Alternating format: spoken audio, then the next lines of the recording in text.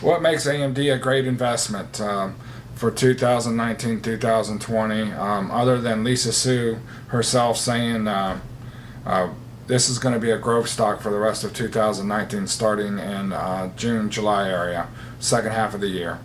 AMD is the only company in the world that makes high-end CPUs and GPUs, and right off the bat. And also, the management team for AMD is second to none. They have proven themselves to stick to what they say they're going to do, which is somewhat different in the CPU GPU space here of late.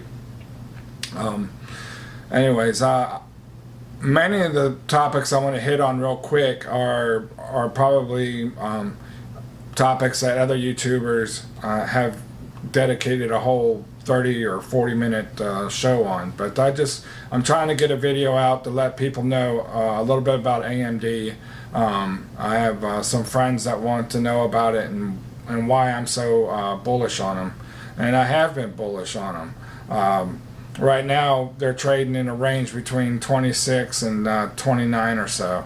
Right now I just feel like they're like a monster trapped in a cage getting ready to bust out, and the thing about AMD is they keep pushing up against 30, pushing up against 30. When they cross 30, they could really take off to the races, and there's going to be a catalyst that pushes it. The only thing that really could keep AMD down is the overall market with the trade wars. That's my only concern about AMD. They've released they've been showing off their new 7nm CPUs for the Ryzen series, a brand new Ryzen series. They now are going to have no competition in gaming and data center. They're going to be the best, most power efficient chips in the world. And don't take my word for it, because there's all kinds of people that are running tests already for the Ryzen 3 series, which is the entry series for the Ryzen CPUs. You have the 3 series, you have the 5 series, you have the 7 series, and brand new is the 9 series, which is the world's first 12-core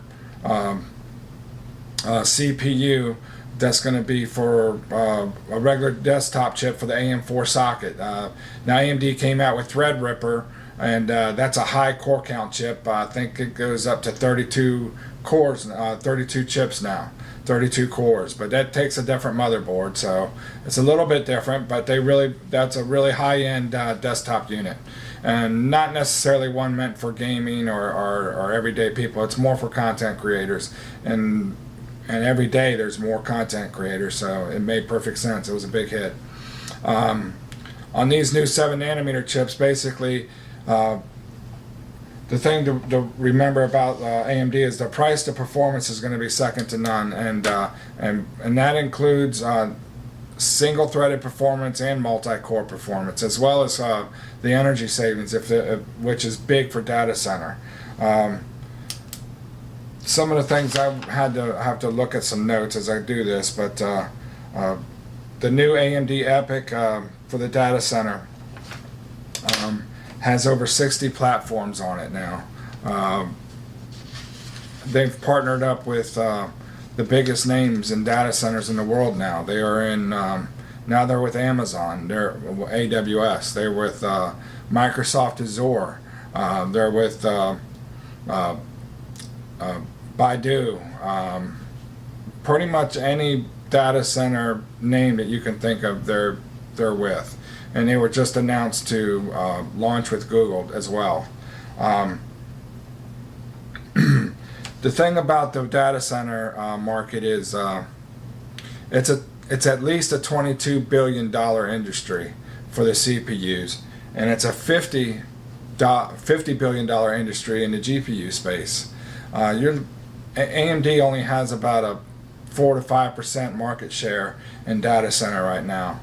You can do the math. I mean, if you look at the price stocks between NVIDIA, Intel, and AMD, price per share, because you want to always compare apples to apples and oranges to oranges, but you can see that any kind of market share gains by AMD is going to really hit their bottom lines. they also are experiencing margin growth. Their margins are growing, which is always a good sign for a growth company, and which AMD has reinvented itself into. We're going into the high-tech space. One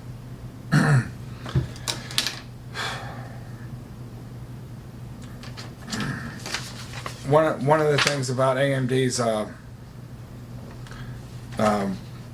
recent big wins was Cray teaming up with AMD to build the world's largest supercomputer for the national Oak Ridge National for lab, the Oak Ridge National Lab, right? Okay. It's basically a $600 million project, and it's going to be a 1.5 exaflop unit. To give you an idea of what an exaflop is, if we look at a petaflop is 1,000 teraflops, and then an exaflop is 1,000 petaflops, or a billion calculations per second. That's extreme. Almost sounds like Skynet to me. But it's a big deal for AMD. It just kind of lets you know that they are a leading technology in the world again. Side note for the data center, as far as Microsoft Azure, they've recently announced they have access to 11,500 EPYC CPUs, which has increased their data center speeds. And another big announcement, like I said earlier, was the Google Stadia. So the Google Stadia, and it kind of leads, I didn't want to say too much about it in the beginning because it leads into the gaming. You know, AMD has been in gaming for years. They're in the Microsoft platform, Xboxes. They've been in Xbox for years. So the new Xboxes are going to use the Ryzen chips and the Navi GPU technology. And as well as the new Sony PlayStation will be using the Navi GPU technology and Ryzen technology. And then Google Stadia is going to use at least the AMD GPU technology, and I would suspect that they will be using CPUs as well, especially with the cost savings and energy reductions. So the Google Stadia is an online gaming platform that's going to be something that's not really new to the industry, but the way as big and massive as Google is and the way they're going to employ it, it is going to be a game changer. I mean, basically YouTube is the owned by Google and is the largest search engine in the world. So you will be able to actually watch YouTube, watch somebody playing a video game, click on a button, and go right into that game and stream it. It doesn't, and it will not matter if you're playing on a laptop, a desktop, even a tablet or a phone possibly. And these are AAA titles because you're going to be using the Google's graphics processing power from their data center. So that's pretty amazing. And on top of that, the rumor is, and I haven't seen actual confirmation of it, but I have heard that Microsoft and Sony are planning on, and it might be released at E3, so that's coming. That Sony and Microsoft are going to work together to put together a streaming platform on Microsoft's data center Azure. So that could be huge as well. So I'm sure that they don't want to get beat to the punch by Google, but there it is.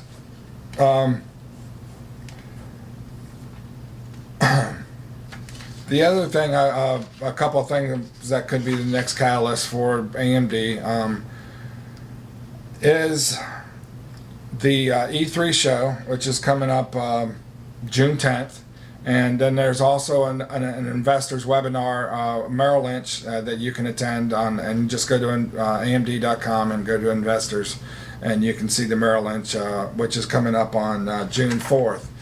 Both of these may provide catalyst to get AMD to go up higher as well. I mean, the news, July 7th is the day for the new CPUs and the new GPUs to hit the market.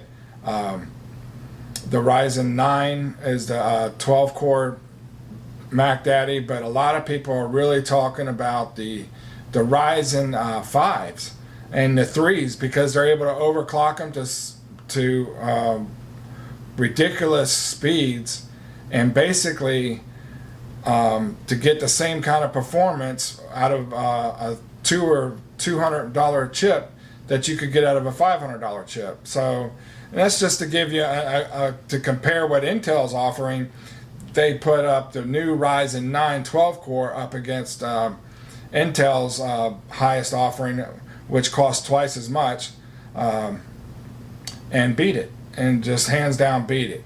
So for half the money, you can get an AMD Ryzen. That'll be the best desktop that you can get. And the 16 core is coming. That's been confirmed. I know that the only reason why I think I'm going to try to get the 12 core system, because I'm a little worried that the 16 core chip may require a new motherboard, new socket, not the AM4, because everything that has been released on the new Ryzen is backwards compatible to the AM4 sockets. However, the chipsets may not work for the high-end stuff as well as you'd like, but you know, at least it'll work. Anyways, I think I've covered most of what I wanted to cover for AMD. The things to look out for, I mean,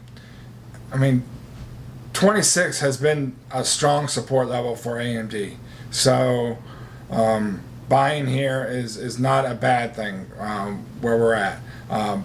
When we cross 30, that's gonna break a resistance level that a lot of people are just waiting for it to do. The thing about data center to remember is it's a you know, such a large TAM, total addressable market. You know, you're talking $70 billion, and they have such a low percentage. I mean, if they even capture 15% market share, which, I mean, it looks like these data centers are just hot to trot to get into AMD. There's a reason why Intel guided lower on data center and Nvidia guided lower on data center, while AMD said no, we are expecting a huge second half of the year. Basically, these guys are waiting for these new EPYC Rome processors on 7 nanometer. I heard an analyst, I'll just close with this remark, and this should put it into perspective for the data center. And he said if Intel gave away their current data center chips, most data centers would still opt to buy AMD processors for their data centers, simply because of the cost savings and energy efficiency alone. So going to the new node, AMD is the first to get the 7 nanometer. I don't know when AMD or Intel's going to get the 10. They have some 10 coming out for laptops, but it doesn't perform as well as their 14 nanometer. But so they're putting them in laptops first, basically for power savings on a laptop. But as far as performance goes, they've got some work to do there, and nobody really sees Intel coming out with anything until at least 2020, perhaps later, and it takes time for data center, you know. So we'll see, but I don't see Intel really having anything to compete with AMD as far as data center chips. Sure, they'll come out with something for the CPUs, for the PCs and things of that nature. You know, they may cut prices, or who knows what they're going to do. But the thing about AMD is they are able to produce higher quality CPUs using their chiplet technology, using Infinity Fabric, which is like a magic fabric that they can just put multiple cores together, and whether it's a GPU core or a CPU core, and that's how they're able to make their APUs for the laptops, versus Intel's monolithic. So the yields are higher for AMD. I know Intel talks about having a CPU shortage. One of the reasons is because they've had to go to higher core counts to try to save their high-end business, and really they're having a hard time keeping up when AMD is able to use a technology for these chiplets on Infinity Fabric. So there's a reason why AMD is able to put out these high core count chips. Their new Rome data center chips are going to 64 cores, which is, it's pretty remarkable when you look at what they're doing there. Anyways, I think I've rambled on enough here, but I expect good things from them. The next month and a half is going to be really interesting. You know, my first video on YouTube, I talked about buying AMD closer to 26 as it was going down. I was buying into it, and after the tech show in Taiwan, it really jumped hard the next day, and I think it had a chance to go over 30 the following day if the overall markets, world markets, you know, S&P 500 hadn't started to fall off as bad as it did. So we'll see. It's still a great place to buy, in my opinion. I bought at the low on Friday. It looked like it was slipping, so I just waited for it to go down to the end of the day.